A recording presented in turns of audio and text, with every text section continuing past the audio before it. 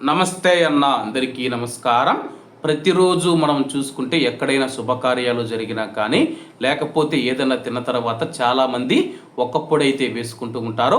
ముఖ్యంగా పాత రోజుల్లో మనం చూసుకుంటే ఒక్క పొయ్యిలు ఏవైతే ఉన్నాయో ఒక్కలైతే వాడుతూ ఉండేవారు. ఇప్పుడు చాలామంది క్రేన్ ఒక్కపొడి వాడుతూ ఉన్నారు. చాలామంది రూపాయికి 2 రూపాయలకు క్రేన్ ఒక్కపొడి వస్తూ ఉండడంతో చాలామంది అవి కొని అయితే వాడుతూ ఉంటారు. అలాగే ఇలా రూపాయి క్రేన్ ఒక్కపొడి ఉన్న చైర్మన్ గారి ఇంట్లో ఐటీ అధికారులు సోదా చేయడం జరిగింది. నిజంగా వాళ్ళ ఇంట్లో దొరికిన డబ్బు కానీ బంగారం కానీ వెండి కానీ చూసిన తర్వాత చాలామంది షాకు గురయ్యారు. అధికారులు కూడా షాకు గురయ్యారు. వివరాల్లోకి వెళితే గుంటూరులోని క్రేన్ ఒక్కపొడి కంపెనీ చైర్మన్ కాంతారావు గారి నివాసంలో కార్యాలయాల్లో ఐటీ అధికారులు 2 రోజులుగా సోదాలు నిర్వహిస్తూ ఉన్నారు.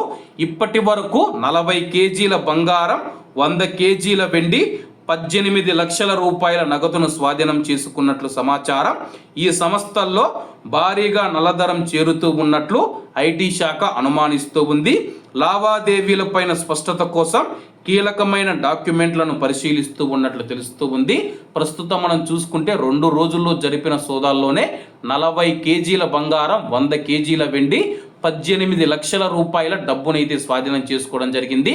ఇప్పటికీ ఐటీ సోదాలు జరుగుతూనే ఉన్నాయి. కాబట్టి అందరూ బాగుండాలి, అందులో మనం ఉండాలి. అందరికీ నమస్తే అన్న, జై హింద్.